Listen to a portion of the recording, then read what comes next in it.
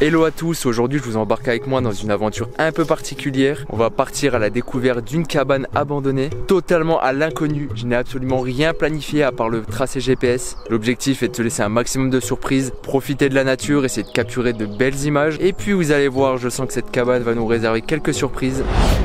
Pour vous situer un peu, nous sommes au cœur du massif vosgien, dans cette belle région vosgienne. On va parcourir ensemble un petit bout de chemin qui nous dirigera vers de belles petites cabanes abandonnées. Et l'objectif est de dormir dans une de ces cabanes non gardées, tout seul en pleine nature au milieu de nulle part.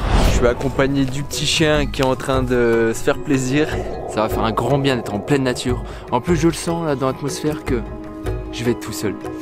Et ça va faire plaisir. On commence dans le vif du sujet. Par une ancienne piste de ski. Alors oui, une ancienne, parce que comme vous pouvez le voir, il n'y a plus du tout de neige dans les Vosges à cette période. Et pourtant, on n'est que début mars. Il fait quand même encore 5 degrés, mais il fait plus assez frais pour que cette neige tienne à cette altitude. En tout cas, ça met directement en jambes. Puis en plus, je suis accompagné d'un rechercheur de spots. Regardez tous les petits trucs qui me dénichent. Il se prend pour un mec qui fait de l'escalade celui-là. Je pense que tu as raison, le chemin doit être par ici.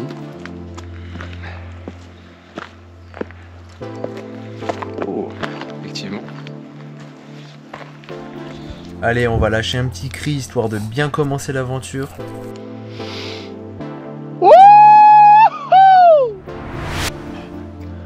Ça fait du bien.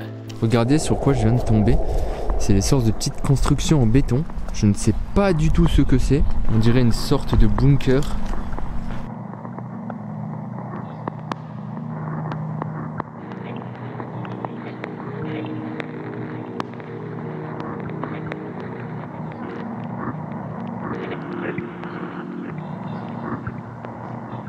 Là on peut carrément voir qu'à travers la terre, les racines des arbres ont traversé pour rejoindre l'entrée de la porte. Je vais rentrer dedans, voir ce qui se passe.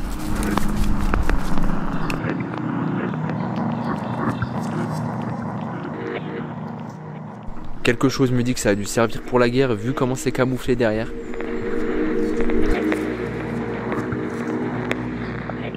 Alors honnêtement je sais pas du tout ce que c'est, si vous avez des infos là-dessus n'hésitez pas à m'en faire part. Et pour continuer les histoires je vais vous en raconter une. Avez-vous déjà entendu parler de la bête des Vosges? Je sais pas si vous en avez déjà entendu parler, mais ici c'est très connu. Selon le récit, une créature féroce aurait hanté la forêt des Vosges, attaquant le bétail s'en prenant même aux habitants de la région. La bête était décrite comme grande, redoutable et possédant des pouvoirs surnaturels qui la rendaient particulièrement dangereuse. Il y aurait eu plusieurs témoignages, des descriptions variées, mais tout le monde était d'accord sur un point, c'est que c'était une créature mi-homme, mi-animal.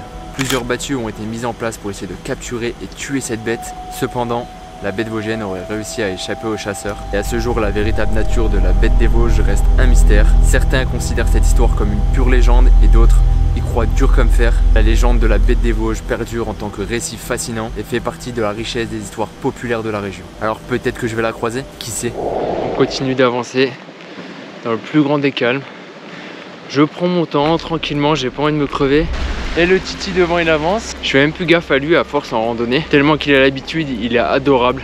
J'ai rien besoin de lui dire. Il est toujours ultra content de partir en rando comme ça sur plusieurs jours. En plus c'est ma première de cette année. Elle arrive tôt, cette année elle arrive tôt. On est début mars, ça caille encore mais je me suis dit tant pis, allez j'y vais. J'en avais besoin, les conditions sont pas parfaites mais par contre l'avantage c'est qu'il y a personne. J'ai pas croisé une personne depuis le début. Franchement j'adore venir me balader ici parce que ça dépayse pas mal. En pleine nature, ça ressource et ça fait oublier qu'on souffre. On n'est plus très loin de la cabane et heureusement parce qu'il commence à flotter. Et je suis en train de privilégier l'option d'accélérer le pas plutôt que de m'arrêter et sortir l'imperméable pour quelques mètres. On y arrive tout doucement, j'aperçois la bête. Ça a l'air vraiment sympa.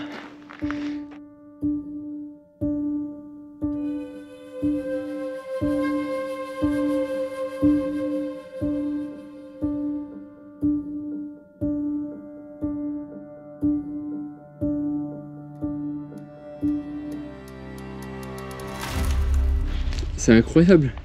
Moi, ça tue, elle tue à mort. Ouais, ça a trop de charme, je trouve. Fuste de l'étoile. Avec la petite branche, on va rentrer, on va voir.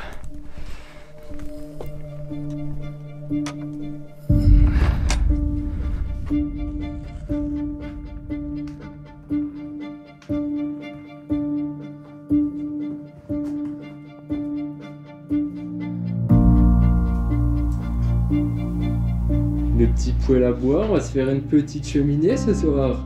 Bah moi je sens qu'on va passer une bonne nuit au sec.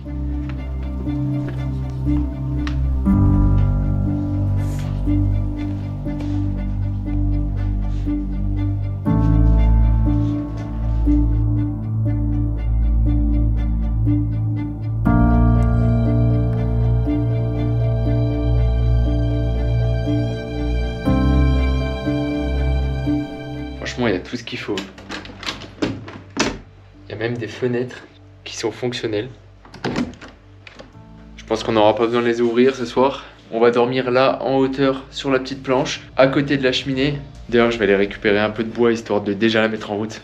Donc à part l'abri, je trouverai rien de plus. Bon là, ça va, il y a quelques petites branches.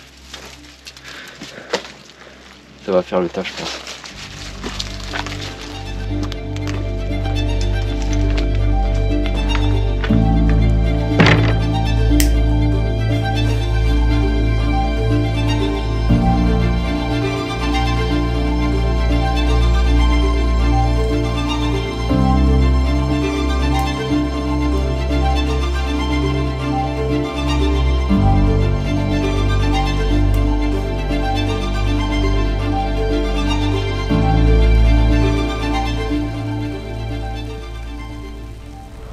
La nuit commence à tomber, donc je vais pas tarder à me préparer à manger. L'atmosphère est totalement en train de changer. Pour les curieux, voilà mon matos pour la nourriture. Donc il n'y a rien d'extraordinaire. Une popote, un réchaud avec la bouteille de gaz. Bien sûr de l'eau pour faire chauffer l'eau. Et ça, les petits sachets lyophilisés. Donc pour ceux qui connaissent pas, c'est de la nourriture déshydratée. C'est ultra léger, c'est super pratique. Par paquet, ça fait que 120 grammes. Donc quand on fait des treks, c'est vraiment bien. Et donc il y a juste besoin de faire chauffer l'eau. On n'oublie pas de mettre le couvercle par-dessus. Comme ça utilise moins de gaz. Je verse l'eau dedans. Je referme tout. On secoue un coup et puis on attend 5 à 8 minutes. Et là c'est en train de cuire. Incroyable, non? J'ai beau faire l'aventurier, c'est la première fois que je pars vraiment solo. Pendant mes treks, j'ai toujours été accompagné. Donc là, c'est vraiment une aventure différente. J'avais quelques appréhensions, surtout la peur de se retrouver seul. Mais au final, c'est étrange comme sensation, mais c'est ultra agréable. D'autant plus que pendant toute cette rando, j'ai pas croisé une personne. Alors certes, ça fait toujours peur de partir à l'inconnu, mais n'écoutez surtout pas les petites voix dans votre tête, parce que c'est elles qui vont vous empêcher de vivre de belles choses. Et au final, je suis pas vraiment seul. Je suis en train de discuter avec ma caméra. Bon, c'est sûr qu'elle, elle ne me répond pas, donc bon, pas terrible. La caméra, hein, pas les pattes. Les pattes, elles sont vraiment bonnes. Donc pour revenir à nos moutons, moi qui suis un grand passionné de montagne, franchement, ce type de rando, ça change vraiment. Puis je suis bien cette cabane, moi. Je vais peut-être même venir y habiter. Je finis mes petites pattes, et après, au dodo. Voilà à quoi ressemble mon lit, le petit matelas et le sac de couchage. Pas besoin de plus.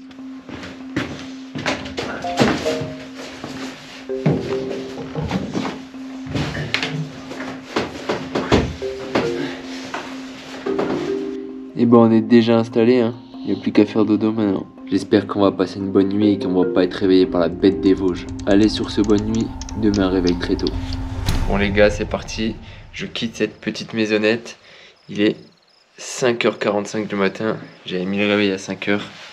On part à la fraîche, histoire d'avoir des chances de voir le lever du soleil. Ça pourrait être sympa ça. Bon par contre, il n'y a pas la même chose qu'hier. Là il fait 2 degrés, ça caille un peu. Allez, on file.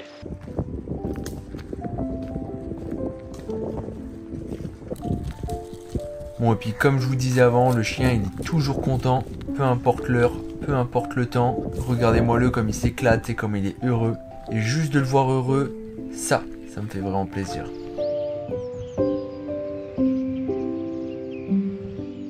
Et on avance dans cette atmosphère étrange. Les nuages sont à mon niveau, ou plutôt moi qui suis à la hauteur des nuages, traversant cette magnifique forêt. Vous pouvez entendre le chant des oiseaux même. Quel plaisir d'être solo en pleine nature.